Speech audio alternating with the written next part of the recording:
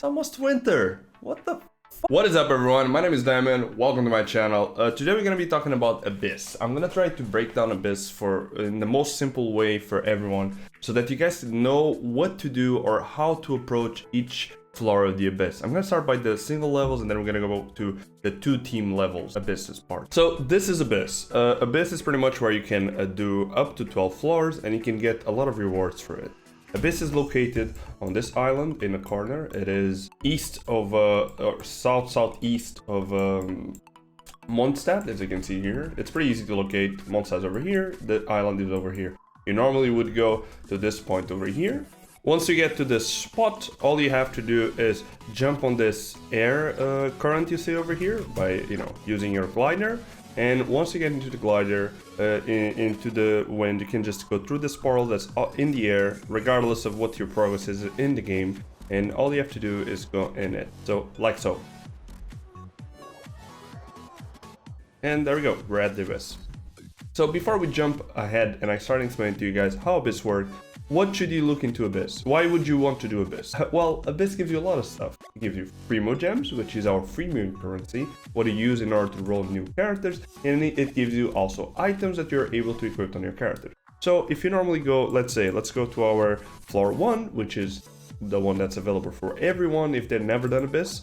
You can see that if you do 3 stars, you'll get 100 Primo Gems, 15k Mora. If you do 6 stars, you'll get 100 Primo Gems, 20k Mora. If you do 9 stars, you get 100 Primo Gems and 25k Mora. Keep in mind that you do not have to get all the stars in one go. You can, for example, get 3 stars on the first floor, set up your team to be more efficient on the first floor, and then you can redo, start all over, and you set up a team that you can do for the second floor in order to get 3 stars on the first one and 3 stars on the second one. If you already have 3 stars on the first one, you only have to worry about 3 stars on the second one. Same thing goes for the third floor. Ideally, this is the easiest way to do. Instead of going all the way in, you just go, you try to be as efficient as possible and go floor by floor.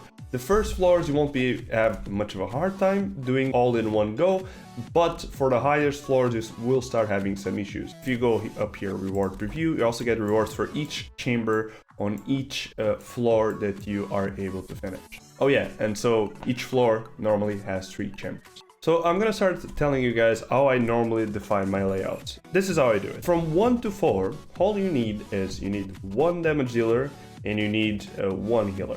It's simple as that. If you have 1 damage dealer and you have 1 healer, you pretty much can do the entire Abyss. I chose to use the animal character because it adapts a lot better to situations and it can use sometimes the elements of the enemies against each other, which is pretty useful. I can also advise you to do with Geo, which I know that a lot of players do, which gives you that mitigation and damage at the same time that the animal character cannot provide sometimes. From floor 1 to 4, like I said, 1 damage dealer, 1 healer. From floor 5 to floor 12, you'll see that the game will require you to have 2 teams. So as you can see, if you go to check chamber 1, whenever you get into an Abyss, you can check the chamber by just pressing the chamber. So you press the chamber, you see in the first half, it will say that we have 3 types of enemies, and on the second half we have 1 type of enemy. This will force you to have 2 different teams. So your next step when you get to chamber 5 will be to have 2 damage dealers, 1 for each team, and 2 healers, 1 for each team. But now you ask me, Demi, but what about the other characters? The other characters you'll try to adapt to whatever the elements of the floor are. So let's start with floor 1 because it's simpler. So let's say that I take my main character and use it as a damage dealer. You'll see here that we're against Electro Slimes. So against the Electro Slimes, it would be advisable to use something like a fire character because it will overload, it will make it a lot easier to deal with the slimes. You can also use a ice character to create Superconduct. Superconduct, what it does is it lowers their physical defense, and if you have a good physical character, after you do Superconduct, you'll be able to just slam them completely. And you can see that on chamber 2, we will have a couple of different characters, but the ones you have to take into account very seriously will be the ones that have a shield. As you can see, those are shields, but they're not normal shields, they're wooden shields.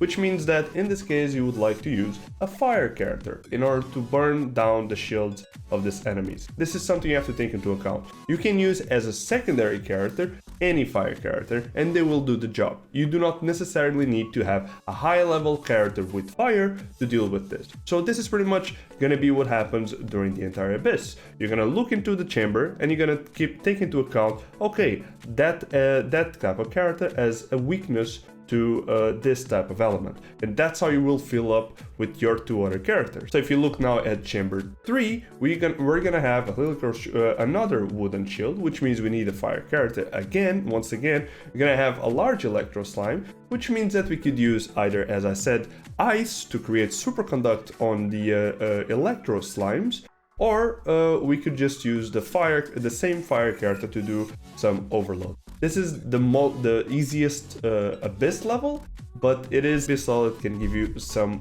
perspective on what you might need. So let's look now at floor 5 so we can take into account what kind of stuff we might need in the future in order to deal with it. So floor 5, so we click on chamber 1 and we can see that we have two types of elements that are very dangerous. That will most likely create problems for you when trying to advance in the abyss. We have ice slime, which has a cryo shield or ice shield, whatever you guys want to call it, and we have a pyro mage, which has a fire or pyro shield, whatever you guys prefer to call, that will be troublesome. So in order to deal with this large cryo slime, we have to have on our first team, because our teams will be divided in two, our first team has to have at least one character that has fire damage. This character can be level 1, it does not matter if the character doesn't die, and you can actually utilize it in order to destroy the shield, which is pretty much what I do. I have a level 20 character,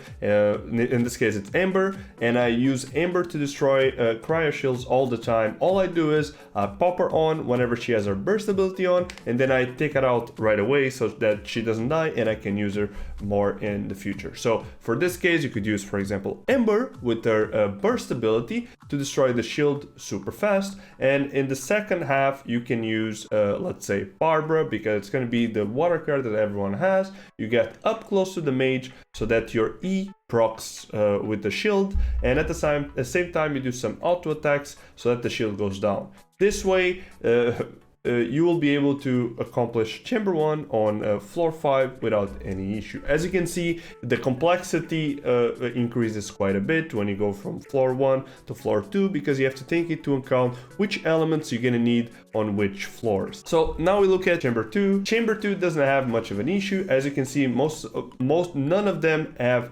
any kind of shields, so the layout that you do for chamber 2 shouldn't be much of an issue. If anything, I would argue that here the best thing to have is AoE and CC. If you can actually AoE damage and CC the enemies, that'll make your progression in chamber 2 much better than if you have only a civilian target skill character. So jumping to chamber 3. In chamber 3 we have the Fatui Electro Assistant Mage and the Fatui Pyro Agents. These are very annoying characters, but it is actually really good for if you're using the Animo MC.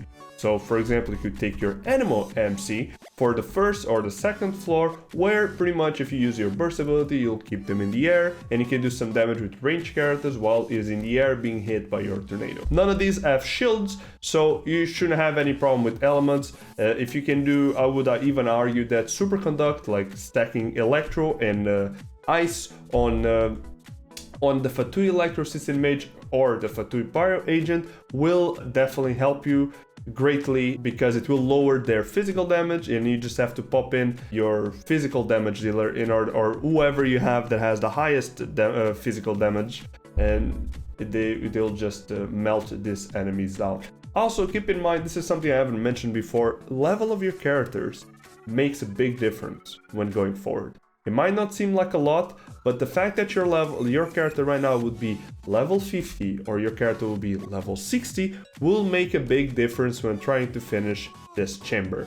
So this is a way of overgearing the chamber, but it's still doable at lower levels. It just requires a bit more gymnastics when it comes to try to finish the chamber. One thing you should also keep in mind is the ley line disorder that exists in each floor. Each floor has its own ley line disorder. These do not change. They only change from floor to floor. In this case, floor 5 has the ley line disorder is when your character's HP is greater than 50%, attack and def are increased by 25%. When HP is greater than 80%, normal attack speed is increased by 20%. So as you can see, it's somewhat of a buff that you get if your HP is above 50% most of the times, or even 80%. I can show you guys one that is most likely has affected every single person that has used characters that are put burn on themselves. So for example, if we go look at floor 9, says that power damage dealt by all party members increased by 75%, but it also says electro damage dealt by all party members are increased by 75%, and it says overloaded damage is increased by 20%. This is very dangerous because if you're using, for example, Bennett, every time you use your burst ability, you put yourself on fire, which means that if you check our first floor or first half of the floor here, we're against a couple of electro slimes. And the electro slimes will be doing 200% overload on you 24/7 if you're actually put on fire. So as you can see, you also have to be very careful with the ley line disorders. But this is something that I would say is specific to floor and not overall something that you should be worrying about unless you get to that specific floor. So yeah, in floor 9, be careful with this because it does give a lot of people that reach here without knowing what this floor is about a big headache. That's pretty much it, guys. I don't want to make this much longer. This is what the Abyss is. Pretty much this is the basics of the Abyss that it's all about. Just keep in mind that every 15 days the Abyss resets, but only the Abyss from floor 9 to 12, which means that you get your rewards all over again. So for example, as you can see here, I've got 150 Primo Gems. I will get this again if I am able to finish floor 9 in about 8 days and 10 hours, which you guys can't see because it's behind the camera, but that is the time that is left for the Abyss to reset. So this is something that's really good in order to get some of your Primo Gems and even rewards, legendary items going for you. I hope you guys enjoyed the video. It's a very simple video. I just wanted to make something like this because I feel like people don't understand how Abyss works most of the times. So yeah, that's it. I'll see you guys on the next one. Check me on Twitch. I stream pretty much the entire week on Twitch except for Sunday and Monday. And I'll see you guys on the next one. If the DMCA complains about it. So it's the law, the DMCA law is the thing that has to change. What the fuck? So all good, boys? We're doing good? We're chilling on the chat, in the chat? Is the chat chilling? Because I don't know what the fuck I can do here. Why do they never miss? Why do they never miss? Alright. Okay, never mind with that.